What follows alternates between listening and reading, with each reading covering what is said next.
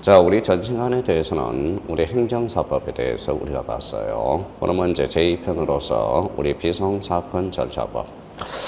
자, 비송사건 절차법에 대해서 여기 한번 보죠.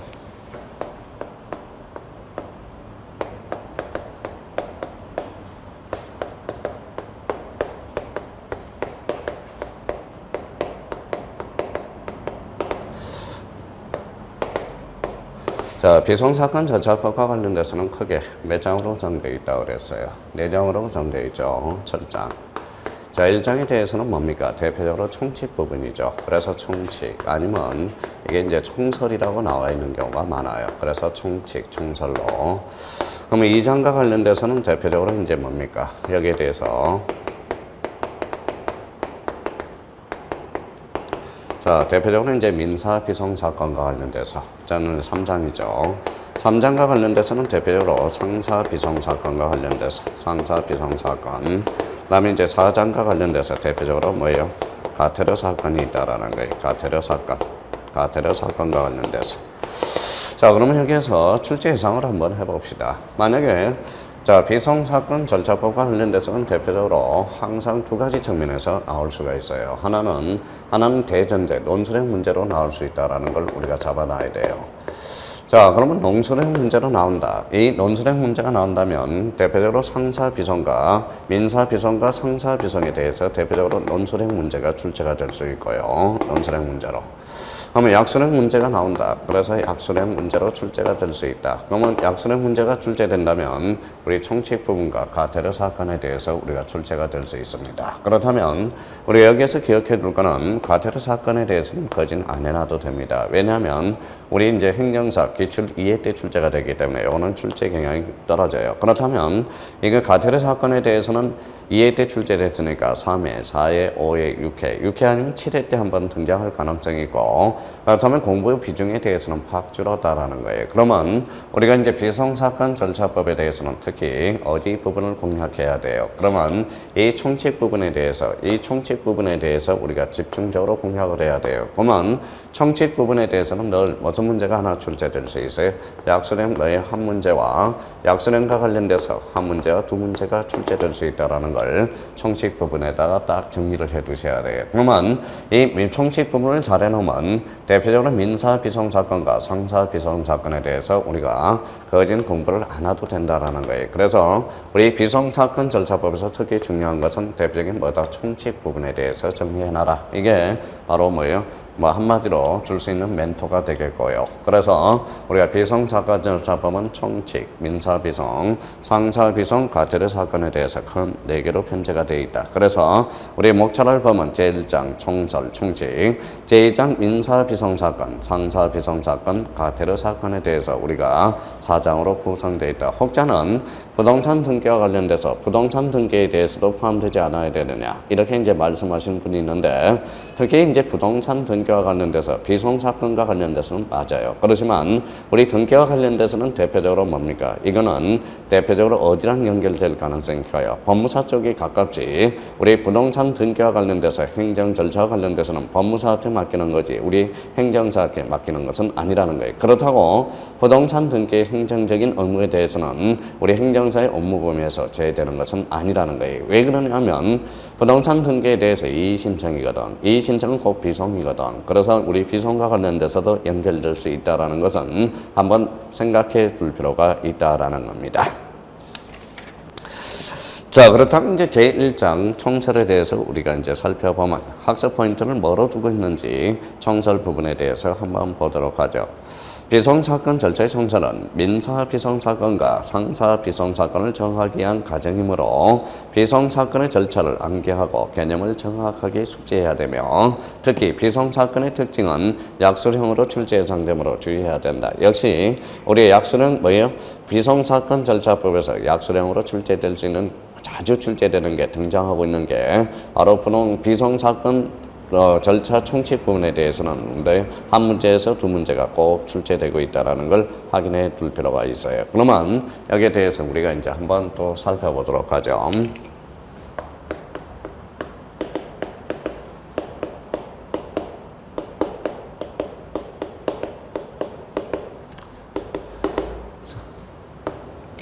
자, 대표적으로 이제 비송사건 절차법이다. 그러면 우리가 이제 출발할 때 여기에 대해서 뭘 우리가 감지해야 돼요? 이 비송사건이 무엇인가라는 걸 우리가 잡고 들어가야 돼요. 그래서 비송사건의 의의라는 걸 우리가 잡고 들어갑니다. 자, 비송사건의 정의를 제1절로 잡아놓은 이유가 그래서 그렇죠. 그래서 1절, 비송사건의 의의. 그래서 의의라는 것은 우리가 지난주도 이제 뭡니까? 답변을 드릴 때 제일 먼저 약수령으로 잡을 게 뭐예요? 자, 무엇이라 하는가? 의의. 의의가 바로 대표적인 개념을 이야기하고 있다라는 거예요. 개념. 자, 개념을 잘 숙지하라. 그래서 우리는 대표적으로 이제 개념 법학이라고 그랬어요. 이 개념 법학이 대표적으로 뭐냐? 이게 바로 영어라고 그랬어요. 영어를 정확하게 우리가 암기를 해 놓으셔야 돼요. 영어를 잘못 쓰게 되면 감점 요소가 될 수 있기 때문에 그렇다라는 거예요. 그러면 우리가 이제 2차 준비를 철저하게 해서는 일단 개념을 암기하고 거기에 대해서 뭐예요? 법학은 무슨 법학이라고 그랬어요? 대표적으로 이제 체계 법학이다. 그래서 체계 법학이다. 이 체계를 잡기 위해서는 대표적으로 뭘 우리가 숙지를 해야 됩니까? 바로 목차예요. 그래서 목차 2차 과목의 핵심은 뭐예요? 개념과 용어와 목차를 잘 암기하는 게 바로 2차 공부를 하시는 뭐예요? 바로 논술형과 약술형에 공부하는 하나의 비법이 되겠죠. 그러면 목차와 용어는 정확하게 우리가 숙지해 둬야 된다는 거예요. 그러면 비송사건의 의의가 뭐냐? 그래서 만약 문제가 출제됐다. 아직 출제는 안 됐지만 비송사건의 의의와 관련돼서 의의를 약술하라 이렇게도 출제가 될 수 있어요. 그래서 약술 문제로도 뭐 충분히 출제될 수 있으니까 약술 문제에 대비를 해 두셔야 된다라는 거. 그럼 만약에 비송사건의 의의를 약술하라 출제됐다. 그럼 첫 번째 어찌를 해야 돼? 자, 첫 번째 비송사건 절차의 비송사건 절차란 무엇이라 하며 의의가 나오겠죠. 그러면 여기에 대해서 넓게 잡아준다. 그래서 우리가 넓게 잡아준다. 그러면 결론적으로 뭐예요? 강의의 비송사건이 무엇이며 강의의 비송사건을 어떻게 분석하며 그럼 여기에 대해서 우리가 좁게 잡아주는 협의의 비송사건은 무엇인가라는 걸 우리가 잡아두셔야 되겠죠. 자, 두 번째는 여기에 대해서 뭘 잡아야 돼? 두 번째는 목적을 잡아주신다면 우리 비송사건의 절차에서 왜 행정사의 시험 범위가 될 수밖에 없느냐? 그러면 비송사건과 소송사건에 관한 구별 학설이 나와요. 그래서 비송사건과 소송사건의 구별 학설 이렇게 이제 고성간의 구별 비교 이렇게 나와야 됩니다. 구별 비교. 여기에는 대표적으로 뭐가 있느냐? 첫 번째 뭐가 있어요? 바로 대상설이라는 게 있다. 그래서 대상설 뭘 대상으로 하느냐? 그럼 여기에 대해서 우리가 대표적으로 이제 뭐예요? 민사행정설이라는 게 있어요. 그래서 민사행정설이라는 게 있고요.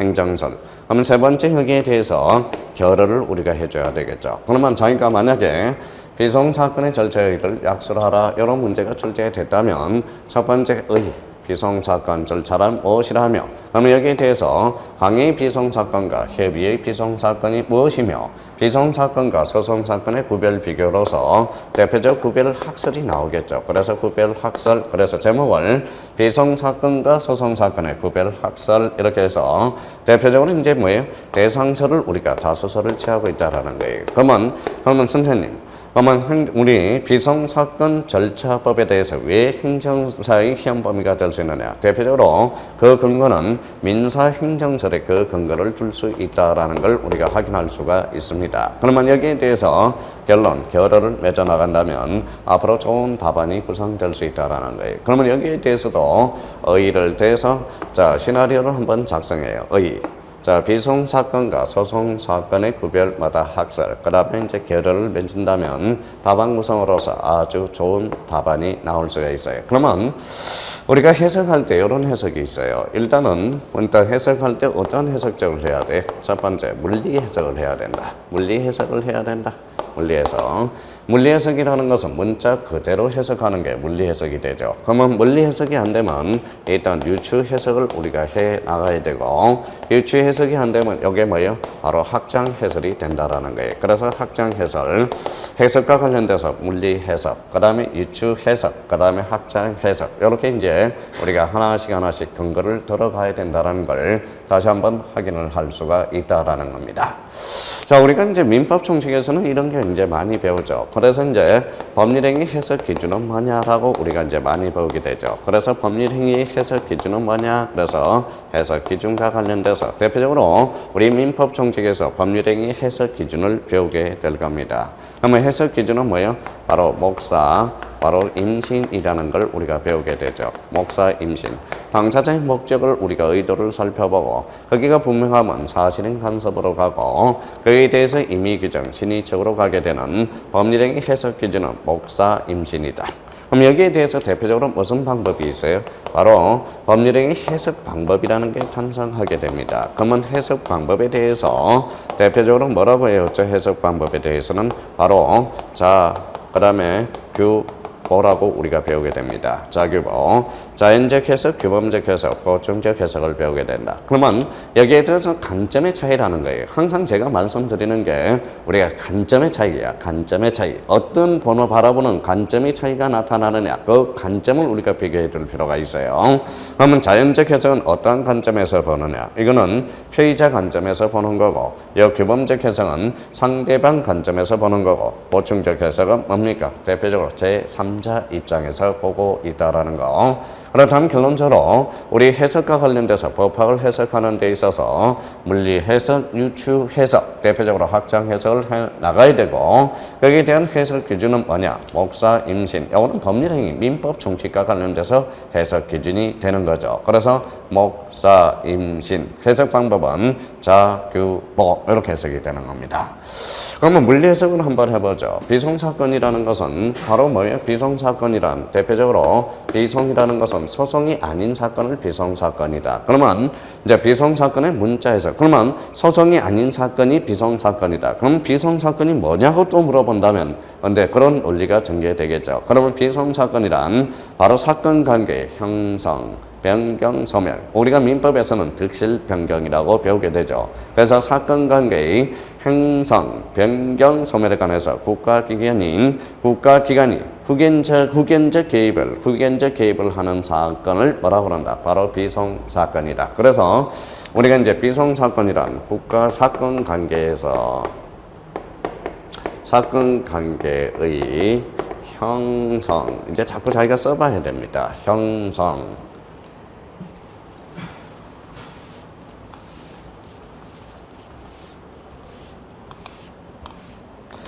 자, 형성, 변경, 소멸에 관하여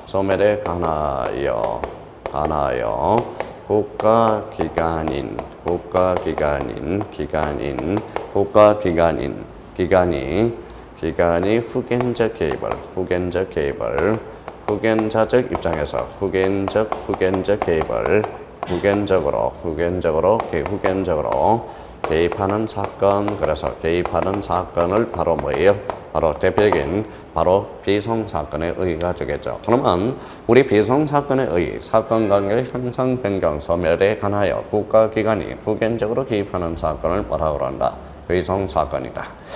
자, 비송사건에 대해서 넓게 잡았다. 그래서 강의라는 게 나오죠. 그래서 강의의 비송사건은 우리가 결정이라든지 명령에 대해서 나오면 모두 넓게 잡아서 강의의 비송사건으로 보고 있다. 그러면 협의로 받는다면 비송사건 절차법에 따라서 해준 게 바로 협의의 비송사건이다라는 걸 우리가 감지할 수 있어요.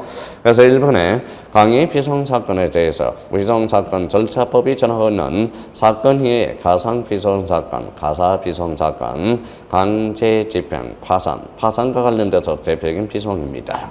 회사 정리 사건, 그 다음에 하위 사건, 기업 회생, 경매 사건 등 당사자 간의 대립이 전제되어 있지 아니하고 국가가 후원자적, 거기에다 줄쳐놓으세요. 국가가 후원자적 입장에서 개입하는 사건 모두를 총칭하여 넓게 잡아서 강의 비송사건이라는 게 이제 의미가 떨어지죠. 그러면 협의 비송사건이란 형식상 비송사건 절차법에 규정되어 있는 사건과 비송사건 절차법에서 처리되어야 할 것을 개별법에서 구체적으로 규정하고 있는 사건은 바로 협의 비송사건이다라는 것. 그래서 대표적으로 비송사건 절차법은 형식상 좁게 잡아서 협의 비송사건이다라는 게 여기 의미가 됩니다. 그러면 비송사건의 절차법은 뭐냐? 원고와 피고에 대해서 당사자의 전제를 하는 게 아니라 넓게 잡아서 국가가 국가기관진 후견적적 입장에서 우리가 모든 걸 총칭해서 강의의 비송사건이다. 협의의 비송사건은 대표적으로 비송사건 절차법 이렇게 이제 연결이 되기 시작하죠. 자, 그래서 이제 국가가 후견적 입장에서 개시하는 것 이게 바로 뭐예요? 협의로 잡아줘서 협의의 비송사건이다.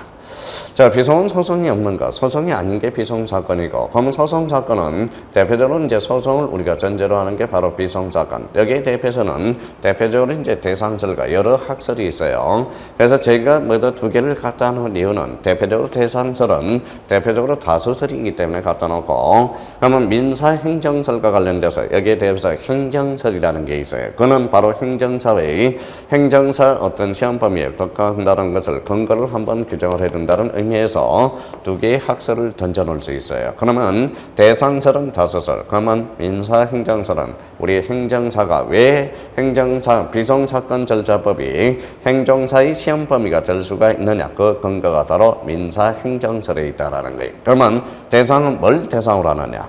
응고 피고 간의 법적 분쟁, 그러니까 응고 피고 간의 법적 분쟁을 대상으로 한다면 그거는 바로 소송 사건이고, 국가가 사안의 사건 관계, 사인 간 생활 관계에 후견적으로 개입하는 것을 대상으로 한다면 그때는 바로 뭡니까? 대상설이 됩니다. 뭘 대상으로 하느냐? 그래서 우리가 대상을 핵심적으로 둔다면 우리가 대상설의 요 포인트를 줄 수밖에 없다라는 것. 이게 대표적으로 비송사건 절차법에서 비송사건과 소송사건의 구별 학설에서 대표적인 다소절이 되겠고요. 자, 내용과 관련돼서 민사 행정설이 있죠. 그래서 이제 대표적으로 민사 행정설의 근거는 어디에 두고 있는가? 소송은 추상적인 법규의 내용을 구체적인 사건에 적용하여 분쟁을 해결하는 민사사법작용이라면 비송사건은 국가가 사인 간의 생활관계에 개입하여 명령, 처분을 하는 것으로 민사행정작용이라고 볼 수 있다. 그래서 우리 소송은 거기에다 줄쳐놓으세요. 민사사법작용이라면 우리가 대표적으로 비송사건은 민사행정작용이라고 할 수 있습니다. 그렇다면 우리 비송사건과 관련돼서 페이지 32페이지에 나와 있습니다. 그 약술 문제에 대해서도 미리 한번, 약술 문제로는 아직 출제가 안 됐어요. 근데 비송사건의 의의와 관련돼서는 전반적으로 약술의 문제에 근거가 될 수 있는 근거들을 우리가 기초 개념적 요소이기 때문에 나오든 안 나오든 비송사건의 의의와 관련돼서는 반드시 하나는 행성해 둘 필요가 있어요. 그러면 결론적으로 사건관계의 형성, 변경, 소멸에 관하여 국가기관이 후견적으로 개입하는 사건을 뭐라고 그런다? 바로 비송사건이라고 그런다. 그래서 이 개념 정도는 정확하게 우리가 암기해 둘 필요가 있어요. 여기에 대해서는 반드시 암기를 부탁드립니다. 또 대표적으로 소송사건과 비송사건에 대해서 대표적으로 구별 학설에 대해서는 대상설, 그 다음에 민사행정설. 그러면 소송은 민사사법작용설이 되는 거고, 우리 비송사건 절차법에서 대표적으로 비송은 뭐예요? 민사행정작용설이라고 딱 기억해 둔다면 그 중심키를 잡아서 우리 비송사건의 절차의 의의에 대해서 약설하라. 그러면 청문이 의의와 비송사건과 소송사건의 구별 비교 학설과 결론에 대해서, 그러면 결론은 뭐 그렇게 크게 신경 쓸 필요는 없어요. 그러면 의의와 비송사건과 소송사건의 구별 학설에 대해서 이걸 뭐에 결론을 맺어준다면 약설 문제로서 아주 중요한 의미를 있습니다. 그렇다면 우리가 페이지 32페이지에서 반드시 기억해 둘 거는 바로 비송사건의 개념과 그 다음에 학설에 대해서 대표적으로 대상설과 민사행정설이 있다. 요에 대해서는 우리가 정리해 둘 필요가 있습니다. 부탁하고요. 자, 그러면 여기 이제 이렇게 지어봤어요. 비송이란 그럼 뭐 해야 돼요? 자, 한번 답변해 보세요. 비송이란 사건 관계 뭐예요? 형성, 변경, 소멸에 대해서 소멸에 관하여 뭐예요? 국가기관이 후견적 입장에서 후견적 개입을 하는 사건을 바로 말한다. 비송사건이다. 아주 좋습니다. 그런데로 이제 뭐예요? 그러면 학설에 대해서는 뭐가 있어요? 대상설과 뭐가 있다? 민사행정설이 있다. 좋아요. 다수설은 뭡니까? 대상설, 민사행정설에 대한 근거는 바로 비송사건 절차법이 행정사의 범위에 들어갈 수 있는 근거가 될 수 있는 게 바로 민사행정설이다. 그 정도만 기억해 두시면 될 것 같습니다.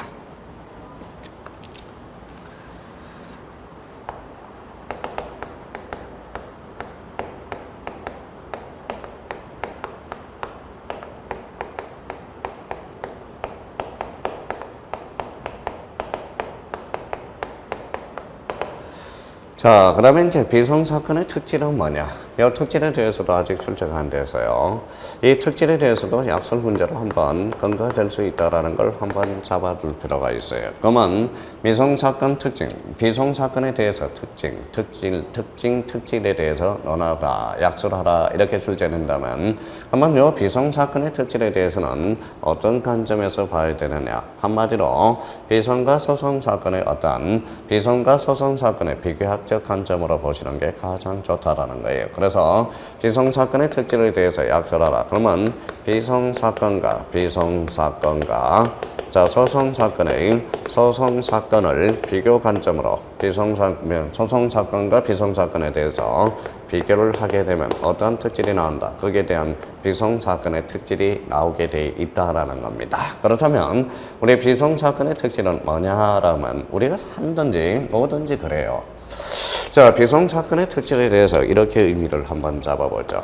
모든 세상이 다 그렇습니다. 우리가 특징에 대해서 논할 때 우리가 이제 이런 의미에서 우리가 보시면 되죠. 우리가 민법에서 물권 변동이라고 우리가 배웁니다. 물권 변동, 즉 권리 변동이 되죠. 자, 물권 변동은 권리 변동으로서 영어는 결론적으로 뭐가 돼요? 바로 법률 효과가 된다라는 거예요. 선생님 왜 자꾸 민법 총칙에 대해서 이야기합니까? 우리가 모든 법을 배울 때 우리 법의 어떤 기초적인 요소는 어디에서 나온다? 바로 민법 총칙에서 나온다라는 거예요. 민법 총칙. 민법 총칙을 잘해요. 그러면 1차 과목에서 우리가 시험 범위가 들어갈 수 있는 것은 바로 대표적으로 민법 총칙을 잘 공부를 해놔야 되고 민법 총칙에 대해서. 그 다음에 대표적으로 행정법, 행정학 이런 들어가죠. 행정학이 들어가겠죠.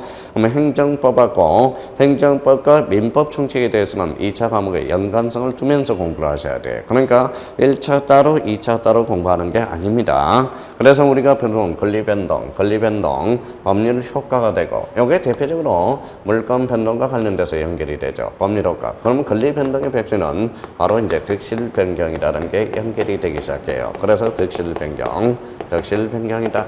덕이라는 것은 대표적으로 뭐라고 배웠어요? 그래서 취득이고 그 다음에 변경, 그래서 소멸 이렇게 되는 겁니다. 변경, 소멸 이렇게 되죠. 그러니까 득, 그 다음에 실, 그 다음에 변경. 그래서 득실 변경. 요 득실 변경이 뭐냐? 두 자로 건지만 이게 변동이 되는 거죠. 이게 대표적인 권리 변동, 즉 법률 효과가 되겠습니다. 그럼 취득이라는 것은 그러면 출발하는 거네. 그래서 개시가 되는 거네요. 개시가 되고. 그러면 우리 우리가 이제 비송사건 총칙으로 한다면 개시. 이게 스타트가 되겠죠. 스타트가 된다. 스타트가 돼요. 변경에 대해서는 여기는 이제 우리가 이제 개시가 되고 이제 진행이 되겠죠. 그러면 진행이 된다면 이 변경이 곧 진행에 해당되겠죠. 그러면 진행이라는 것은 바로 뭐예요? 이게 두링이라는 거예요. 두링이라는 것은 우리 고스톱 칠 때 가거나 스탑하는 거예요. 그러면 고라는 것은 절차가 진행되든지 스탑 종료가 되는지 그래서 고스톱이라고 그러죠. 그래서 두링이라고 그래. 그러면 여기 소멸과 관련돼서는 대표적으로 뭐가 있느냐? 바로 종료라는 게 있어요. 그래서 절차의 종료라는 게 있죠. 절차의 종료는 뭐다? 엔딩이야. 그래서 엔딩. 제가 늘 이야기하지만 우리가 올해 10월달에 뭐다? 엔딩이 돼야 되겠죠. 그래서 엔딩 이렇게 돼야 되겠죠. 6월달에 시험 보고 5일차. 그래서 해피엔딩으로 끝나야 된다는 거예요. 우리의 해피엔딩은 대표적으로 뭡니까? 바로 합격이라는 전제 요건을 가져와야 되겠죠. 그래서 저는 그래요.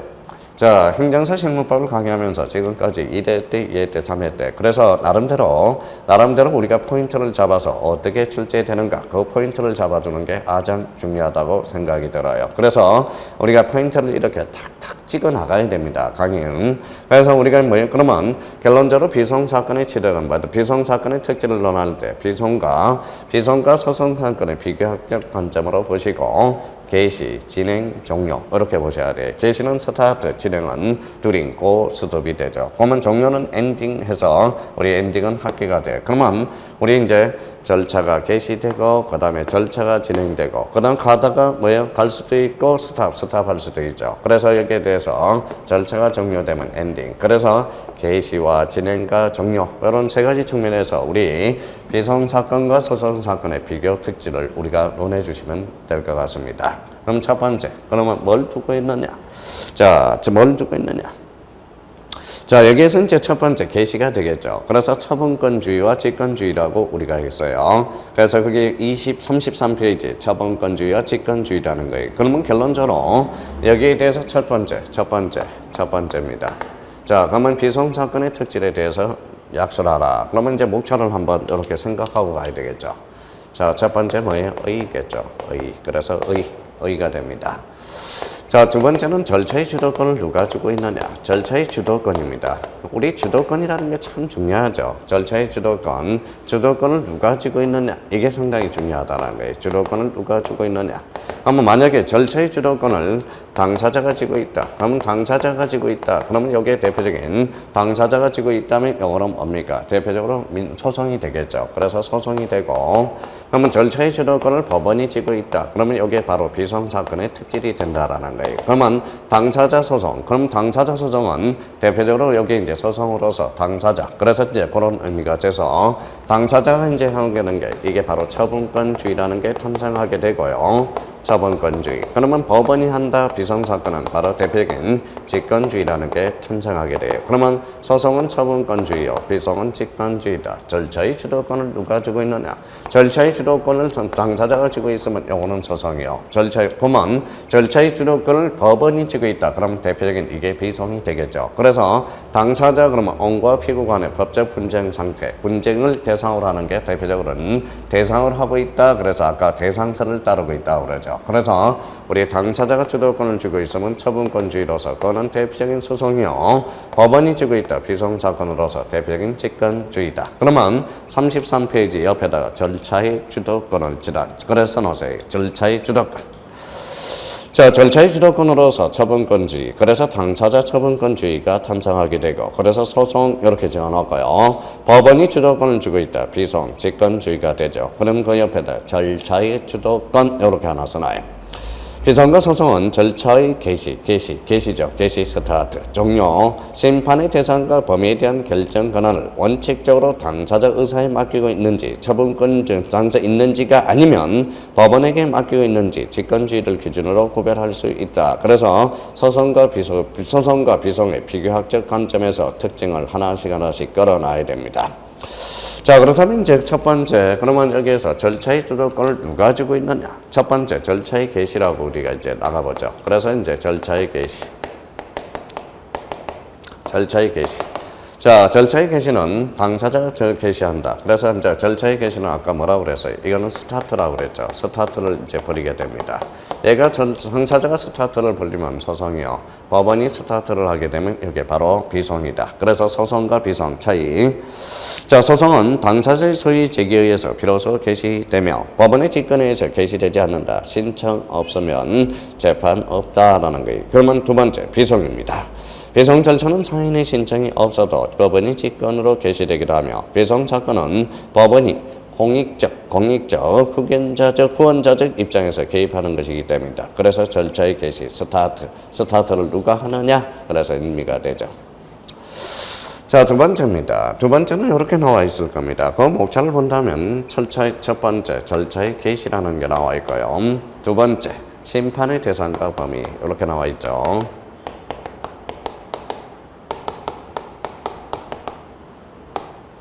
자, 심판의 대상과 범위 그러면 요거는 두링이 돼요. 그래서 두링이다. 그래서 두링. 자, 두링이라는 것은 그죠? 스톱. 그 다음에 고스톱이죠. 가다가 진행하는 거, 스톱하는 거. 그래서 두링. 그러면 심판의 대상과 범위와 관련돼서 우리가 이제 누가 멈춰주느냐? 그래서 첫 번째, 소송이라는 게 나와 있어요. 소송의 경우 심판의 대상과 범위는 원고의 의사에 대해서 한정이기 때문에 당사자가 신청한 사항에 대해서 신청 범위에 대해서만 심판할 수 있다. 그러면 심판의 대상과 범위는 누가 당사자가 하는 게 소송이요. 우리 비송은 누가 하느냐? 비송의 경우 법원은 당사자가 신청한 사항이 구속되어 심판되지 않아도 대상이 신청해서 특정되지 아니한 경우도 법원은 심판을 해야 된다. 그래서 심판의 대상과 범위 요게 되는 거예요. 그래서 둘이 고스톱이 되죠. 그러면 여기에 대해서 세 번째 뭐가 돼야 돼? 절차의 종료가 되는 겁니다. 절차의 종료와 관련돼서는 스탑이죠. 그래서 스탑, 그래서 엔딩이 되는 겁니다. 그래서 소송은 뭐냐? 소송은 뭡니까? 당사자가 의사에 대해서 당사자가 종료시킬 수 있죠. 그러면 결론적으로 비송은 뭡니까? 당사자의 구속에 구속되지 않는다라는 거예요. 그러면 절차의 주도권을 누가 지고 있느냐? 그러면 절차의 주도권을 당사자가 지고 있다면 뭡니까? 그게 바로 소송이요. 법원이 지고 있다 그러면 그거는 비송이 된다라는 거예요. 그러면 소송, 절차의 종료와 관련돼서 소송은 당사자의 의사에 의해서 어느 때나 종결될 수 있다. 일정한 요건 하에 성취된다면 비송은 과태료 사건이나 당사자의 의무에 속하는 사건에 대해서는 신청의 취하가 인정되지 않습니다. 취하라는 게 의미가 되죠. 취하라는 것은 대표적인 철회가 되겠죠. 아니하면 신청의 포기, 일락, 하해 등도 허용되지 않는다. 볼래요? 신청의 포기. 여기에서 이제 개념 좀 잡고 들어갑시다.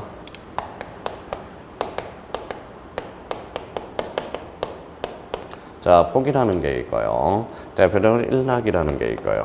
일락. 그 다음에 이제 하해가 있습니다. 하해가 있어요. 우리가 이제 하해하려면 당사자가 있어야 되겠죠. 그러면 신청의 포기는 원고가 포기해버리는 거예요. 원고의 포기. 일락이라는 것은 뭡니까? 바로 피고가 포기하는 거죠. 그래서 피고가 원고한테 주장했다. 피고가 원고한테 뭐라고 이야기해요? 원고가 이야기해요. 자, 네 말이 다 맞다라고. 네 팔뚝 굵다. 이 말은 결론적으로 이때 조서를 써주는 게 대표적인 극단적으로 이야기하면 일락조서가 되겠죠.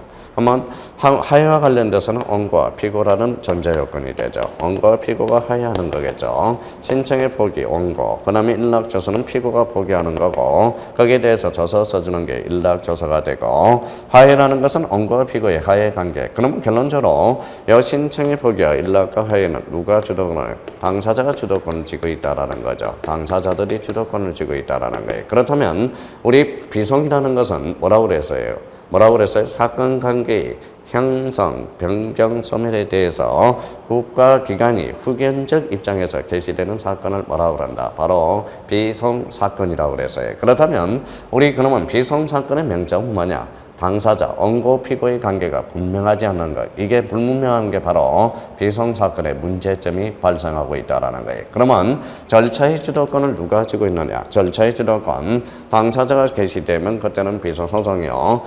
법원이 지게 되면 그때는 뭡니까? 바로 주도권을 쥐고 있다면 그때는 비송이 돼. 그럼 당사자가 심판의 대상과 범위를 정할 수 있다면 그때는 소송이 돼요. 법원이 정한다면 그때는 비송이 돼요. 당사자 절차를 종료로 주도권을 쥐고 있다면 그때는 소송이요. 법원이 쥐고 있다면 절차의 종료는 대표적으로 뭡니까? 그게 비송이 돼요. 그렇다면 절차의 주도권을 누가 쥐고 있느냐? 그래서 비송사건과 소송사건의 특징을 우리가 질 수 있어요. 그래서 개시가 되고 심판의 대상과 범위, 절차의 종료, 그래서 스타트, 그 다음에 엔두링, 그 다음에 엔딩, 그래서 개시, 심판의 대상과 범위, 절차가 종료된다. 그래서 그런 의미를 우리가 확인해 두시면 된다라는 겁니다.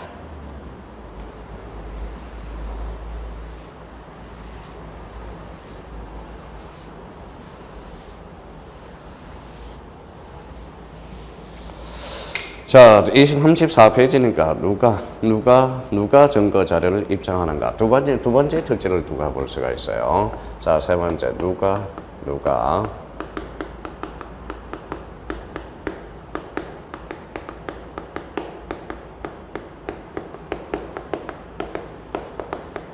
입증하는가? 누가 증거 자료를 입증하는가? 그러면 우리 누가 증거 자료를 입증하는가에 따라서 당사자가 뭐다 증거 자료를 입증하면 그거는 소송이 돼요. 그럼 법원이 증거 자료를 입증하게 되면 그게 비송이 된다는 거예요. 그래서 자, 교과서 가로 2번 옆에다가 가로 2번 옆에다가 이렇게 우리가 달아놓으세요. 가로 2번에 대해서 그래서 대표적으로 변론주의라는 게 있죠. 그래서 변론주의. 그래서 변론주의가 있고요. 변론주의가 소송이고 그 다음에 소송이고 거기에 대비해서 우리의 직권탐지주의라는 게 있어요. 그래서 직권탐지주의가 있다. 그래서 탐지주의. 그래서 뭐라고 써놨죠? 이걸 비송이라고 적어놨죠. 그러면 결론적으로 누가 증거 자료를 입증하는가? 그게 바로 변론주의. 당사자가 변론을 입증하게 되면 그게 변론주의가 되고요. 법원이 입증하게 되면 그게 별명인 직권탐지주의가 된다라는 거예요. 그래서 그 옆에다가 이렇게 써놔요. 자, 변론주의 옆에다가 누가 증거 자료를 입증하는가? 이게 바로 비송 사건과 소송 사건의 특질이 되겠죠. 그래서 이제 거기 가로 2번에 딱 적어놔요. 그래서 34페이지. 그러면 소송은 누가 하는가? 소송의 경우는 변론주의가 적용된다. 변론주의라 하면 소송 자료 즉 사실과 증거 수집 제출의 책임을 누구한테? 당사자 동그라미 맡기고 법원은 당사자가 수집 제출한 소송 자료만을 재판을 기초를 삼아야 한다는 것이니 그래서 그러면 재판을 해주세요. 누가 물어봤다는 거예요? 당사자. 거기에 당사자가 입증하는 게 바로 대표적인 소송이 된다라는 거예요. 그러면 이번에 비송과 관련돼서 비송 사건의 경우는 변론주의가 배제되고 직권탐지주의 줄 거놓고요. 직권탐지주의. 그러면 직권탐지주의라 하면 소송 사건의 수집, 제출의 주도권과 책임을 당사자가 아닌 법원이 담당하는 소송 원칙을 바로 뭐다? 직권탐지주의다. 비송사건 절차법 11조는 이를 명문으로 규정하고 있다라는 겁니다. 대표적으로 따라서 비송사건 절차의 당사자의 자백이나 의제 자백은 법원을 구속할 수가 없다. 그렇다면 왜 변론주의와 직권탐지주의는 그러면 그 옆에 누가 증거 자료를 입증하는가? 이게 바로 대표적인 포인트가 되겠습니다.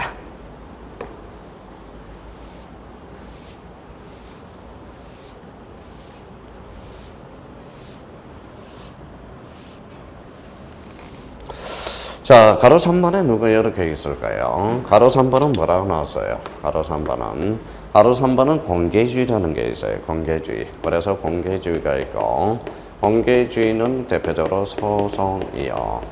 자, 여기에 비해서 비공개주의라는 게 있어요. 그래서 비공개주의다. 비공개주의. 자, 이거는 비송이라고 우리가 적어놨네요. 비송. 그러면 공개주의와 비공개주의의 차이 특질이 바로 대표적인 바로 소송과 비송의 차이가 되는 거네. 그래서 우리가 대표적으로 하나 거기 옆에다 하나 써줄 거는 이렇게 하나 써놔요.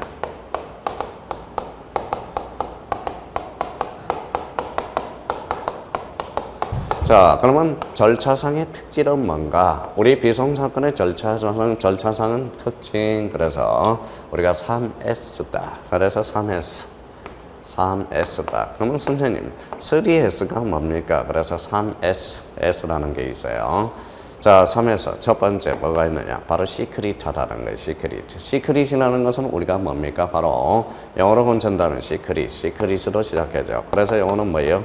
결론적으로 시크릿, 비밀스러워야 돼, 은밀해야 돼. 그래서 은밀성을 두고 있다라는 거예요.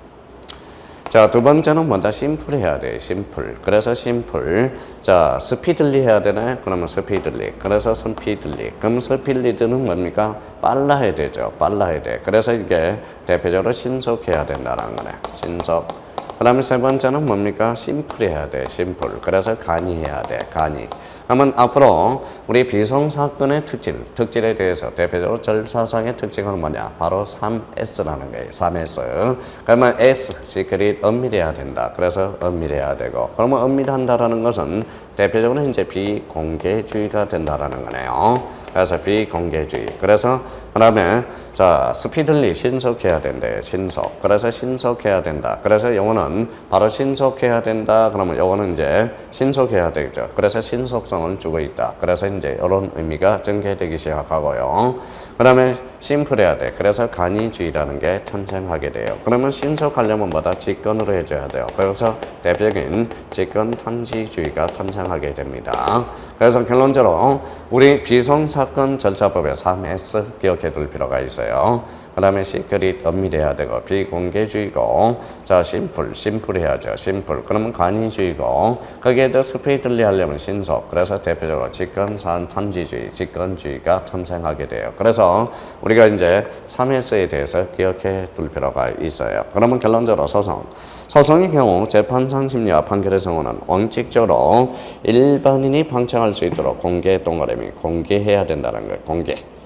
자, 두 번째, 우리가 35페이지 상단에 가면 비송은 비송 사건의 경우는 변론을 열 것인지 여부는 법원의 재량에 맡겨 있으며 신문 역시 비공개를 원칙으로 한다. 줄선하여 신문 역시 비공개를 원칙으로 하며 그러나 법원은 상당하다고 인정하는 경우 예의적으로 방청을 허가할 수 있다라는 거네.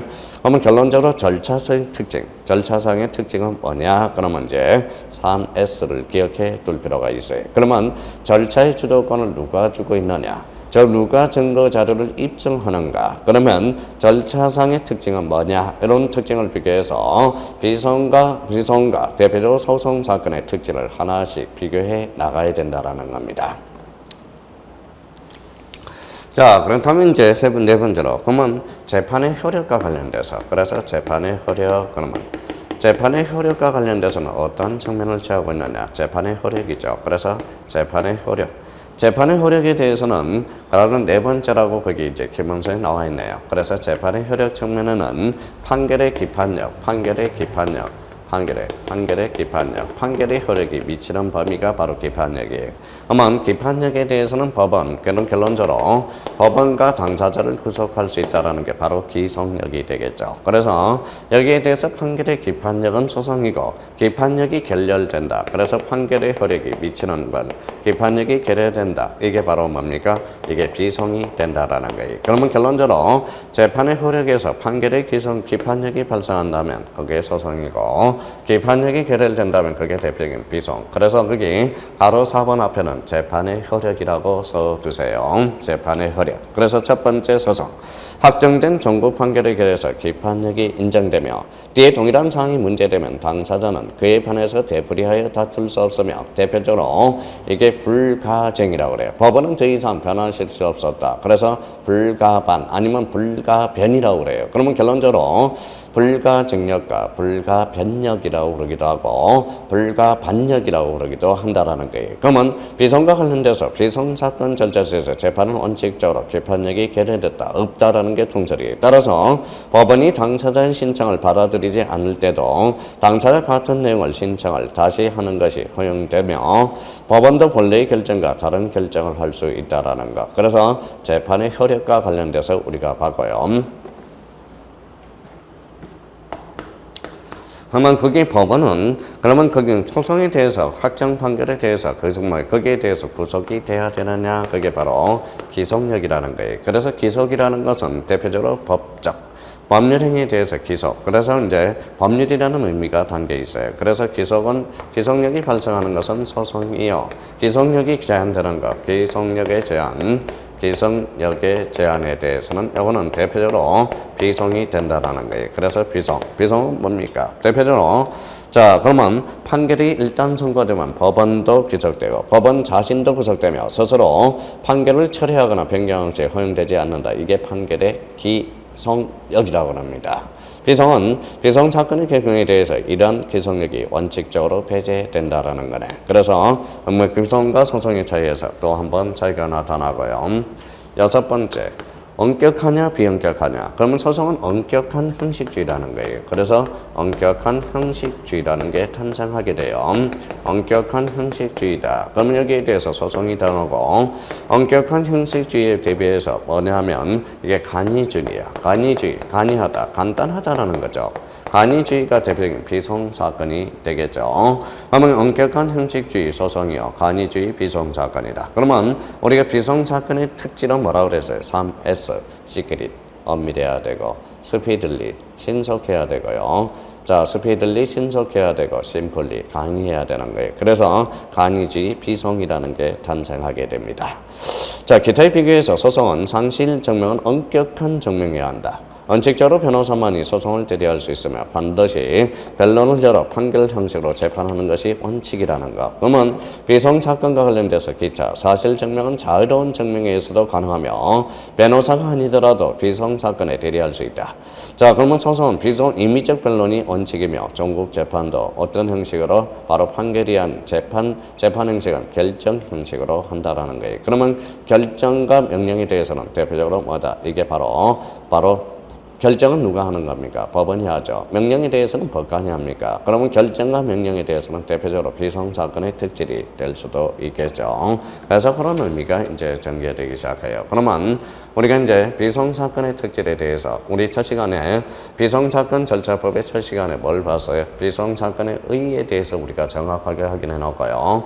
의의에 대해서. 그러면 비송사건의 절차의 의의는 대표로 개념을 정확하게 숙지하고 학설과 관련돼서 대상설 한번 숙지해둬야 되고 민사집행설, 민사행정설이 있죠. 거기에 대해서 확인을 해봐야 되고 그러면 비송사건의 특질에 대해서는 비송사건과 소송사건의 비교 관점에서 우리가 보시면 아주 답안이 좋은 답안이 형성될 수 있어요.